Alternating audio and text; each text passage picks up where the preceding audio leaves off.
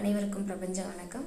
பிரபஞ்சத்தோடு இணக்கமாதல் தொடர்பான வீடியோ பதிவுகளை நம்ம பார்த்துட்டு வரோம். இன்னைக்கு நம்ம பார்க்க போகிறது பிறரை பாராட்டுதல் மூலமா பிரபஞ்சத்தோடு நீங்கள் எப்படி இணக்கமாக முடியும் அதை பற்றின விளக்கமான பதிவு தான் பார்க்க போகிறோம்.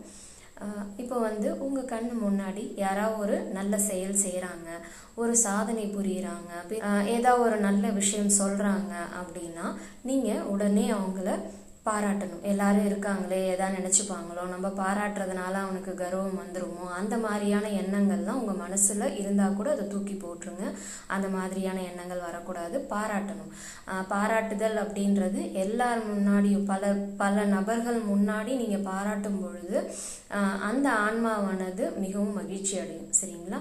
ஸோ அடுத்தது பார்த்தீங்கன்னா, இப்போ நான் சொல்கிறது எல்லாமே ஜஸ்ட் ஒரு எடுத்துக்காட்டு மாதிரி தான் நான் சொல்லிகிட்ருக்கேன். இப்போ ஒரு கைபேசியில் ஒருத்தர் இந்த சாதனை பண்ணியிருக்காங்க அப்படின்ற ஒரு தகவலை பார்க்குறீங்க, இல்லை ஏதாவது ஒரு கருத்து போட்டிருக்காங்க.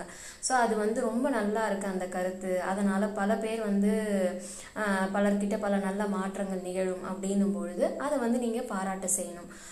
ஸோ அந்த மாதிரி எந்த மாதிரியான ஒரு பதிவுகளோ வீடியோ பதிவுகளோ அந்த மாதிரி ஒரு நல்ல விஷயம் சொல்கிற பதிவுகள் வருது அப்படின்னா அதை பாராட்டுறதுக்கு தயங்காதீங்க. மற்றவங்க என்ன சொல்லுவாங்க அப்படின்றத நினைக்காதீங்க.